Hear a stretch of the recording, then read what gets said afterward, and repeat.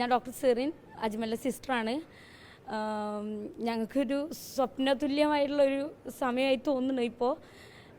ആദ്യം തന്നെ ദൈവത്തിനോട് നന്ദി പറയാണ്. അതുപോലെ ഞങ്ങൾക്ക് ആത്മവിശ്വാസം തന്നിട്ടും ഞങ്ങളുടെ കൂടെ നിന്ന എല്ലാ കുടുംബാംഗങ്ങൾക്കും, അതേപോലെ ഹോസ്പിറ്റലിൻ്റെ എല്ലാ വിഭാഗങ്ങളിലുള്ളവർക്കും ഞാൻ നന്ദി പറയാണ്.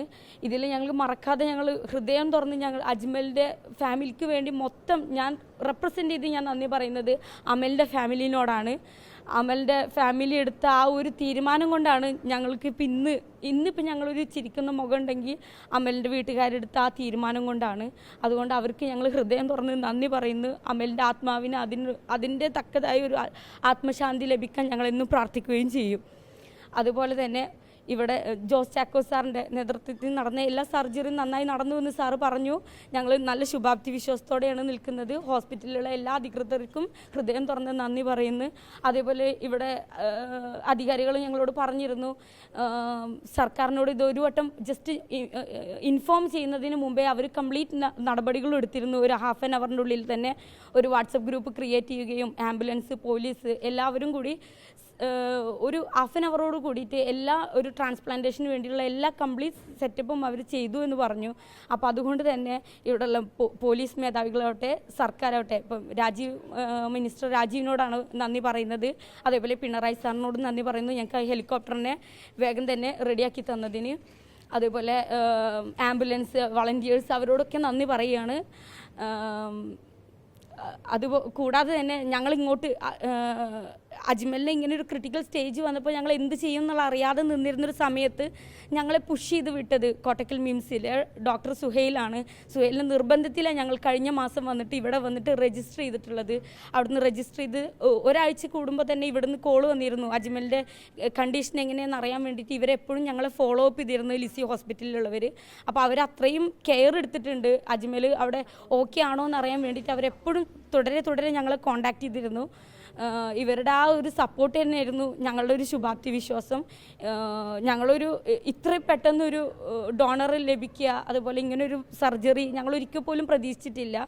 പ്രതീക്ഷിക്കുന്നതിനേക്കാൾ സ്പീഡിൽ എല്ലാം നടന്നു. ഒരു സ്വപ്നം കണ്ണു തുറന്ന പോലെയാണ് എല്ലാം കഴിഞ്ഞു എന്ന് പറഞ്ഞത്. ജോസ് ചാക്കോ സാറും പറയുന്നു, സാധാരണയിൽ കൂടുതൽ പ്രതീക്ഷയോടെയാണ് ഞങ്ങൾക്ക് സർജറി ചെയ്ത് തീർക്കാൻ പറ്റിയതെന്ന് പറഞ്ഞു. അതെല്ലാവരുടെയും പ്രാർത്ഥനയും ദൈവത്തിൻ്റെ സഹായമായി ഞങ്ങൾ കണക്കാക്കുന്നു. എല്ലാവരോടും ഹൃദയം തുറന്ന് നന്ദി പറയുന്നു. രാവിലെ ഞാൻ കയറി കണ്ടായിരുന്നു. അപ്പോൾ ആൾ സംസാരിച്ചു, കണ്ടപാട് ചിരിച്ചു. നല്ല സന്തോഷമുണ്ട് ആൾക്ക് കണ്ടപ്പോൾ.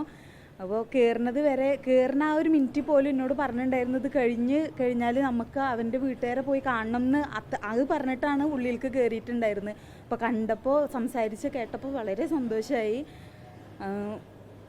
ഈ സമയത്ത് എന്താ പറയേണ്ടതെന്ന് അറിയണില്ല. ദീദി പറഞ്ഞ പോലെ ഒരു സ്വപ്നം കണ്ട് നീറ്റ പോലെയാണ് നമുക്ക് ഫീൽ ചെയ്യണത്. പെട്ടെന്ന് അവർ വിളിച്ച് കോള് വന്നതും ഇവിടെ വന്നതൊക്കെ നമുക്കൊരു സ്വപ്നം കണ്ട പോലെയാണ് തോന്നണം. എല്ലാവരോടും നന്ദി പറയണം, മീഡിയക്കാരോടും ഡോക്ടർമാരോടും നമ്മളെ ഫാമിലിനോടും. പ്രത്യേകിച്ച് ഞങ്ങളെ സുഹൈൽ സാറിനോട് ഒരിക്കലും മറക്കാൻ പറ്റില്ല സാറിനെ. കാരണം സാറ് നിർബന്ധിച്ചുകൊണ്ടാണ് ഞങ്ങൾ ഇത്രയും പെട്ടെന്ന് ഇവിടെ എത്തുന്നതും. നമ്മളെ ഭാഗ്യം കൊണ്ട് അത് 2 ആഴ്ചൻ്റെ ഉള്ളിൽ നമുക്ക് കിട്ടാനും ഒക്കെ നമ്മുടെ ഭാഗ്യം പടച്ചവൻ്റെ. ഈ നേരത്തെ എല്ലാവരോടും നന്ദി പറയുകയാണ്. ആൾക്ക് ഈ വർഷം ജാനുവരി 1 ഡ്യൂട്ടിക്ക് കയറാൻ വേണ്ടിയിട്ട് അന്ന് പ്രിപ്പയർ ആയിട്ട് നിൽക്കുന്ന ആളായിരുന്നു. അപ്പം അന്ന് രാവിലെയാണ് പെട്ടെന്ന് നെഞ്ചുവേദന വന്നിട്ട് ഒരു 3-4 മണിക്കൂറോളം ആൾ ഗ്യാസിൻ്റെ ബുദ്ധിമുട്ടാണെന്ന് വിചാരിച്ചിട്ട് വെയിറ്റ് ചെയ്തിട്ട് രാവിലെയാണ് പോയി കാണിക്കുന്നത്. ആ ടൈമിൽ പോലും നമ്മളോട് വിളിച്ചിട്ട് എനിക്ക് ഗ്യാസിൻ്റെ ഒരു ബുദ്ധിമുട്ടുണ്ട്, ഡോക്ടറെ കാണാൻ പോവുകയാണെന്ന് പറഞ്ഞ് പോയ ആളാണ്. പിന്നെ നമ്മൾ അറിയുന്നത് അവിടെ സർജറി കഴിഞ്ഞ് കിടക്കുകയാണെന്നാണ് അറിയുന്നത്. അവിടെ 15 ദിവസത്തോളം വെന്റിലേറ്ററിലായിരുന്നു. അത് കഴിഞ്ഞിട്ട് ഇവിടെ നേരെ നാട്ടിൽ വന്നതിന് ശേഷം അന്ന് തന്നെ ആൾക്ക് വീണ്ടും വയ്യാണ്ടായിട്ട് അന്ന് മുതൽ ഈ 9-10 മാസം നമ്മൾ മിംസ് ഹോസ്പിറ്റലിലായിരുന്നു ഉണ്ടായിരുന്നത്. ഓരോ മാസം 2-3 അഡ്മിറ്റൊക്കെ ആയിട്ട് ആൾക്ക് വയ്യാണ്ടും അങ്ങനെ പോയിരുന്നാണ്. ലാസ്റ്റ് ഒരു ഏകദേശം റിക്കവറായി ആൾ സ്റ്റേബിളായി എന്ന് കണ്ടപ്പോൾ ഡോക്ടറാണ് നമ്മളോട് പറഞ്ഞത് ഇവിടെ വരാനും. ഇത്രയും ദൂരം ട്രാവൽ ചെയ്യേണ്ട ഒരു ബുദ്ധിമുട്ടുകൊണ്ടാണ് നമ്മൾ ഇത്രയും കാണിക്കാതെ അവിടെ തന്നെ വെച്ച് നിന്നിട്ടുണ്ടായിരുന്നത്. പക്ഷേ സാറ് അവിടുന്ന് തന്ന ട്രീറ്റ്മെൻറ്റും അവിടുത്തെ ഡോക്ടർമാർ തന്ന ട്രീറ്റ്മെൻറ്റും സാറ് തന്ന ധൈര്യം കൊണ്ടാണ് നമ്മൾ ഇവിടെ ആ ഒരു കണ്ടീഷനിലുള്ള ആളായിട്ട് ട്രാവൽ ചെയ്ത് ഇത്രയും ദൂരം വന്നത്. പക്ഷെ അത് കുറച്ചും കൂടി നേരത്തെ വന്നിരുന്നെങ്കിൽ അത്രയും നല്ലതായിരുന്നു എന്ന് ഇപ്പോൾ തോന്നുക. ഞങ്ങൾ മീഡിയക്കാരോടും കൂടി നന്ദി പറയുകയാണ്. കാരണം ഇതിന് തൊട്ട് കഴിഞ്ഞ മാസം നടന്ന 2 ഹാർട്ട് സർജറികൾ മീഡിയ ഞങ്ങൾക്ക് വേണ്ടി പ്രസൻറ്റ് ചെയ്ത് തന്നതും ഞങ്ങളുടെ ഒരു കോൺഫിഡൻസ് കൂട്ടിയിട്ടുണ്ട്.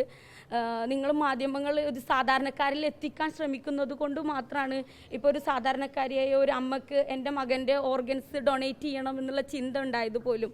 അതിന് ഞങ്ങൾ മാധ്യമങ്ങളോട് ഹൃദയം തുറന്ന് നന്ദി പറയുകയാണ്. അതുപോലെ ഓരോ ആൾക്കാർക്കും ഓർഗൻ ഡൊണേറ്റ് ചെയ്യുന്നതിൻ്റെ ഇമ്പോർട്ടൻസ് എന്താണെന്ന് ഇതിൽ കൂടെ മനസ്സിലാവുന്നുണ്ടായിരിക്കും. അതുകൊണ്ട് ഒരു പുതുജീവൻ ലഭിക്കുന്നുണ്ട് എന്നുള്ളതും ആ ഒരു മാധ്യമധർമ്മത്തിനോട് ഞാൻ നന്ദി പറയുന്നു.